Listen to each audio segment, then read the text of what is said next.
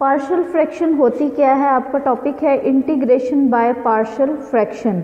तो उसमें हम सबसे पहले देखते हैं कि पार्शियल फ्रैक्शन क्या होती है। फ्रैक्शन का हम सबको पता है कि फ्रैक्शन क्या होती है। जिसको भी जो भी हमारे पास p बाय क्यू की फॉर्म में लिखा जा सके उसको हम फ्रैक्शन कहते हैं। p बाय क्यू की फॉर्म में लिखा जा सके और फर्दर क्यू पे कंडीशन होती है कि क्यू नॉन जीरो होना चाहिए, तो ये हमारे पास फ्रैक्शन कहलाती है। तो यही हम यहाँ पे लिखा हुआ है, क्योंकि पार्शियल फ्रैक्शन को स्टडी करते हुए फ्रैक्शन का पता होना ज़रूरी है कि ये क्या होती है।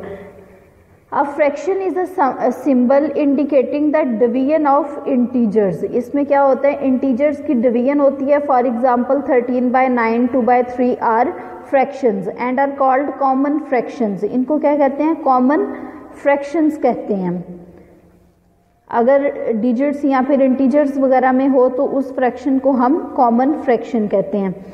The dividend upper number is called the numerator. आपको पता है जब भी हमारे पास इस फॉर्म में लिखा जाता है तो हम कहते हैं कि 13 को जो है वो डिवाइड कर रहे हैं 9, तो जो अंदर होता है उसको हम डिविडेंड कहते हैं, उसको हम डिविडेंड कहते हैं। तो इसलिए लिखा हुआ है कि द डिविडेंड मीन्स जो अपर नंबर है इज कॉल्ड द न्यूमरेटर, और इसको हम न्यूमरेटर कहते हैं, न्यूमरेटर।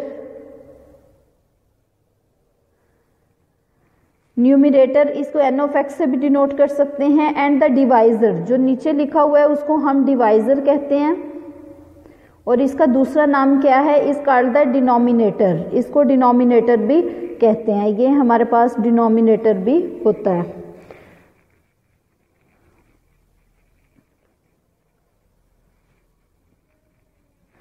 इसके अलावा from the previous study of elementary algebra, इसकी हमें कोई ज़रूरत नहीं है। हम क्या करते होते थे कि डिफरेंट, अगर आपके पास 2/3 को हमने ऐड करना है प्लस 5/7, इनको कंबाइन करने के लिए हम क्या करते होते थे, एलसीएम लेते होते थे। मीन्स आपके पास दो फ्रैक्शंस हैं, आपने उनको एक फ्रैक्शन में कन्वर्ट करना है, और ये प्रैक्टिस हमारे लिए काफ़ी इजी भी होती थी। लेकिन यहाँ पे ये पार्शियल फ्रैक्शन क्या कहती है कि आपके पास सपोज यहाँ पे कोई a/b आपके पास एक फ्रैक्शन है और आपने उसको क्या करना है, इस a/b को इस फॉर्म में कन्वर्ट करना है।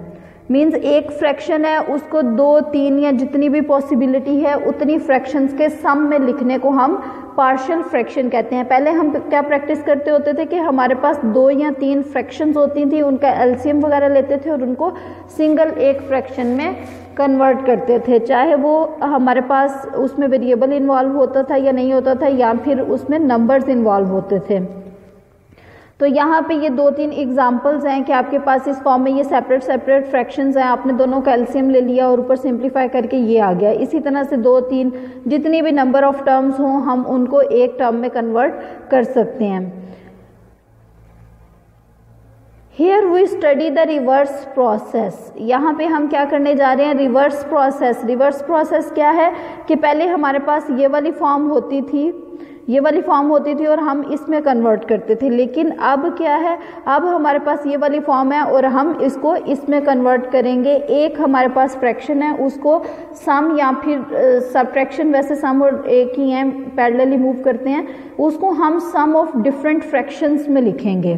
तो इसको इसलिए हम कह रहे हैं कि यहाँ पे हम इसका रिवर्स प्रोसेस करने जा रहे हैं। We split up a single fraction into a number of fractions. हमारे पास एक ही फ्रैक्शन है, उसको हमने नंबर ऑफ फ्रैक्शंस में स्प्लिट करना है, ब्रेक करना है।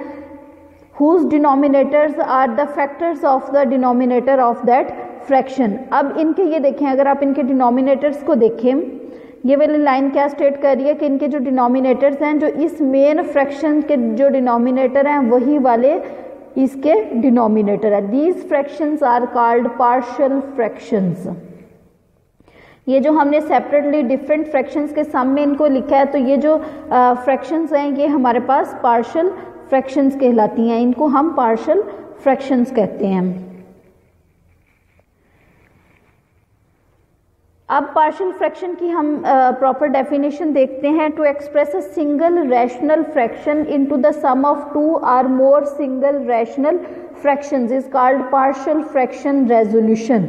इसको तो हम पार्शियल फ्रैक्शन कहते हैं, लेकिन इस सिंगल फ्रैक्शन को as a sum of two or more single fractions के सम में अगर हम इसको इंडिकेट कर देते हैं तो ये हमारे पास इसको एक और स्पेसिफिक नेम है, वो है partial fraction resolution.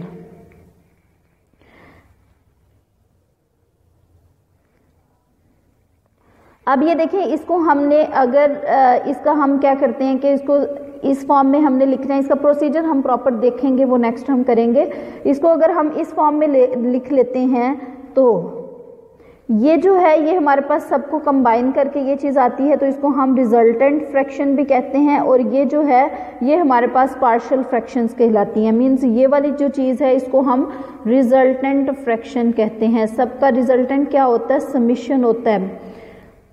Resultant fraction means इन सब का जो है वो समीशन है हमारे पास, और ये जो सेपरेट वाली हैं इनको हम पार्शियल फ्रैक्शंस कहते हैं। नेक्स्ट एक डेफिनेशन है पोलिनोमियल क्या होती है। पोलिनोमियल की हम लोगों ने ऑलरेडी डिटेल कर चुके हुए हैं। ये यहाँ पे क्यों स्टडी कर रहे हैं? क्योंकि हमने जो है इसमें फंक्शंस इन्वॉल्व करने हैं। पोलिनोमियल क्या होती हैं? Any expression of the form p of x is equal to a n into x power n plus a n minus one x power n minus one plus and so on a1x plus a nought, जहाँ पे ये तमाम numbers जो हैं वो हमारे पास real constants होते हैं। जो लीडिंग कोफिशिएंट अगर नॉन ज़ीरो हो तो इस पोलिनोमियल को हम जितनी उसकी डिग्री होती है उतनी ऑर्डर की उतनी डिग्री की पोलिनोमियल कहते हैं। अब रैशनल फ्रैक्शन क्या होती है? पहले तो हमने स्टडी की ना कि फ्रैक्शन क्या होती है, फ्रैक्शन हमें पता लग गया। अब बात आती है रैशनल फ्रैक्शन क्या होती है, कि इसमें हमारे पास फंक्शंस इन्वॉल्व होते हैं। क्योंकि हमने यहाँ पे नंबर्स से तो डील नहीं करना, हमने तो वेरिएबल्स से डील करना है, तो इसमें वेरिएबल्स इन्वॉल्व होते हैं। रैशनल फ्रैक्शन की डेफिनेशन है, we know that p over q, कि अगर हमारे पास p बाय q है, q नॉन जीरो है, is called a rational number. Similarly the quotient of two polynomials, इसको जब हम रैशनल नंबर कहते थे, लेकिन अगर दो पोलिनोमियल्स हों, ऊपर भी हमारे पास कोई पोलिनोमियल है 2x और नीचे भी कोई पोलिनोमियल है x² प्लस 5, तो इस केस में हमारे पास जहाँ पे ये नॉन जीरो होनी चाहिए with no common factors is called a rational fraction, तो इसको हम रैशनल फ्रैक्शन कहेंगे। A rational fraction is of two types. ये जो मैथमेटिक्स है इसकी थ्योरेटिकल इसकी जो थ्योरी होती है वो भी उतनी ही इंपॉर्टेंट होती है जितने इसके क्वेश्चंस होते हैं, क्योंकि एक दफ़ा अगर आपको थ्योरी अच्छे तरीके से आ जाएगी तो आपके लिए डिफरेंट टाइप के क्वेश्चंस करना इजी हो जाता है। तो रैशनल फ्रैक्शंस की दो टाइप्स होती हैं। कौन कौन सी टाइप्स हैं? जो है रैशनल फ्रैक्शन, उसकी जो टाइप्स हैं वो पहली होती है प्रॉपर और सेकंड वाली है हमारे पास इम्प्रॉपर। इम्प्रॉपर एक होती है प्रॉपर और दूसरे वाली होती है इम्प्रॉपर फ्रैक्शन। तो इनकी डेफिनेशन हम सेपरेटली देख लेते हैं, क्योंकि ये इंटीग्रेशन टेक्निक्स में ये सारी चीज़ों का हमें ख्याल रखना पड़ेगा। प्रॉपर फ्रैक्शन क्या है? अ रैशनल फ्रैक्शन, अगर हमारे पास n of x, n stands for numerator, d stands for denominator, is called a proper fraction if the degree of numerator, अगर जो ओवर वाले की जो डिग्री है वो हमारे पास is less than the degree of the denominator. Means ऊपर वाले की जो डिग्री है वो हमारे पास क्या हो? लेस हो ओवर वाले की डिग्री से। इसको अगर आप सिंपल वर्डिंग में देखें तो डिवाइड ना हम कर सकें, ठीक है। ऊपर वाले की डिग्री कम है, नीचे वाले की डिग्री ज़्यादा है, इट मीन्स हम इसको डिवाइड नहीं कर सकते, क्योंकि अगर हमारे पास होता x² प्लस 2, तो हमने क्या करना है? x² प्लस 2 को जो है वो किससे? x से डिवाइड करना है। तो ये तो हमारे लिए ये तो पॉसिबल है, लेकिन ऊपर वाले की अगर डिग्री कम होती है, अगर हम यहाँ पे सिंपल x रहने देते हैं और इसको x³ कर देते हैं, तो ये वाली डिवीजन हमारे लिए पॉसिबल नहीं होती। X cube. अब जैसे भी इसको करेंगे, सिंप्लीफाई करेंगे तो हमारे पास कुछ भी ये प्रोड्यूस नहीं करेगा। तो ये क्या है स्टेटमेंट कि इसकी जो डिग्री है, न्यूमरेटर की जो डिग्री है वो कम है और डिनोमिनेटर की डिग्री ज़्यादा है। यहाँ पे ये डिफरेंट एग्जांपल्स हैं। ये इसकी डिग्री जो है वो एक्स स्क्वायर मीन्स 2 है, इसकी डिग्री 2 है, और ओवर वाले की डिग्री देखें 3 फैक्टर्स हैं, तीनों आपस में मल्टीप्लाई होंगे तो एक्स क्यूब जनरेट होगा, तो इसकी डिग्री 3 है। तो ये प्रॉपर फ्रैक्शंस की एग्जांपल्स हैं। अब इम्प्रॉपर फ्रैक्शन क्या होगी? जिसको हम डिवाइड कर सकते हैं या फिर जिसके ऊपर जो न्यूमरेटर है उसकी डिग्री ज़्यादा हो, डिनोमिनेटर की डिग्री कम हो। A rational fraction n of x over d of x is called an improper fraction if the degree of the numerator, इसकी जो डिग्री है is greater than or equal to the degree of the denominator। equal to हमने क्यों लिखा? क्योंकि अगर आपके पास हो x square over x square plus 5 तो स्टिल हम डिवाइड कर सकते हैं। ऊपर वाले में हम डिवाइड नहीं कर सकते, इम्प्रॉपर में हम डिवाइड करके उसको प्रॉपर फ्रैक्शन में कन्वर्ट करते हैं। अब देखें अगर इस फॉर्म में है तो एक्स स्क्वायर को हमने डिवाइड करना है एक्स स्क्वायर प्लस 5 से, तो 1 टाइम्स पे ये एक्स स्क्वायर प्लस 5 में चला जाता है और इस तरह से हम सब्ट्रैक्ट करके हमारे पास -5 आ जाता है। इस तरह से ये डिवीजन पॉसिबल है। तो इम्प्रॉपर फ्रैक्शन पे 2 कंडीशंस हैं, या तो दोनों की डिग्री सेम हो जाए या फिर ऊपर वाले की डिग्री ज़्यादा हो, नीचे वाले की डिग्री कम हो। जो डिविडेंड है उसकी डिग्री ज़्यादा हो, डिवाइज़र की डिग्री कम हो। ये एग्जाम्पल्स हैं। यहाँ पे इसकी जो डिग्री है वो हमारे पास 3 है और ओवर वाले की जो डिग्री है वो 2 है। सेम इसी पैटर्न पे इसकी डिग्री हमारे पास ज़्यादा है और ओवर वाले की डिग्री बाय चांस यहाँ पे भी 2 है, 1 हो सकती है, कुछ भी हो सकती है, लेकिन ऊपर वाले की डिग्री से कम होगी। अब उसके बाद क्या है कि an improper fraction can be expressed by division. जो इम्प्रॉपर फ्रैक्शन है अभी हमने बात की को उसको हम डिवाइड कर सकते हैं, तो जब आप उसको डिवाइड करेंगे उसके बाद हम उसको एक्सप्रेस कर सकते हैं as the sum of the polynomial and proper fraction. ठीक है, सम ऑफ पोलिनोमियल और प्रॉपर फ्रैक्शन में हम उसको इंडिकेट कर सकते हैं। सपोज आपके पास एक फंक्शन है x square over x square plus 5, इसी की एग्जाम्पल ले लेते हैं, या फिर यहाँ पे ऊपर एक्स स्क्वायर प्लस 5 कर लें, एक ही बात है, फ़र्क नहीं पड़ेगा, लेकिन आसानी के लिए कह रही हूँ। एक्स स्क्वायर प्लस 5 को हमने अंदर रखा और किस पे डिवाइड कर दिया? एक्स स्क्वायर पे डिवाइड किया, या 1 टाइम्स ये एक्स स्क्वायर आ गया और ये माइनस होके तो ये कैंसल आउट हो गया, ये प्लस 5। अब इसको हम क्या लिख सकते हैं? जो आपके पास कोशेंट आया है वो,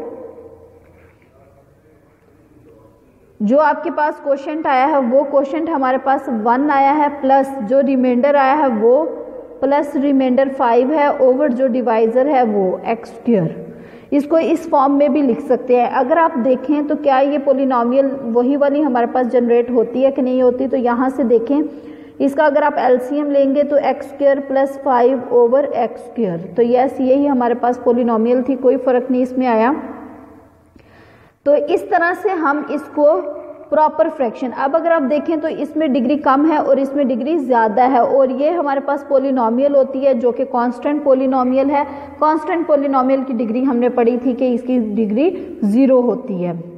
तो इस फॉर्म में हम इसको एक्सप्रेस करेंगे। अगर हमारे पास कोई भी इम्प्रॉपर फ्रैक्शन आएगी तो उसको हम थ्रू डिवीजन जो है वो प्रॉपर फ्रैक्शन जाहिर करेंगे। डिवीजन किस तरह से हम कहेंगे कि जब आप उसको डिवाइड करें, यहाँ तक डिवाइड करें कि आप फर्दर उसको डिवाइड नहीं कर सकते, तो यहाँ पे आपके पास आ जाएगा कोशेंट, सिंपल वर्डिंग में बता रही हूँ, कोशेंट प्लस रिमाइंडर ऊपर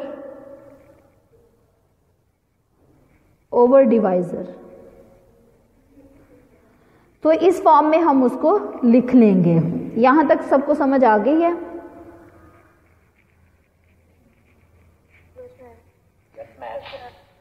ठीक है, किसी का कोई क्वेश्चन है तो कर लें यहाँ पे। No ma'am.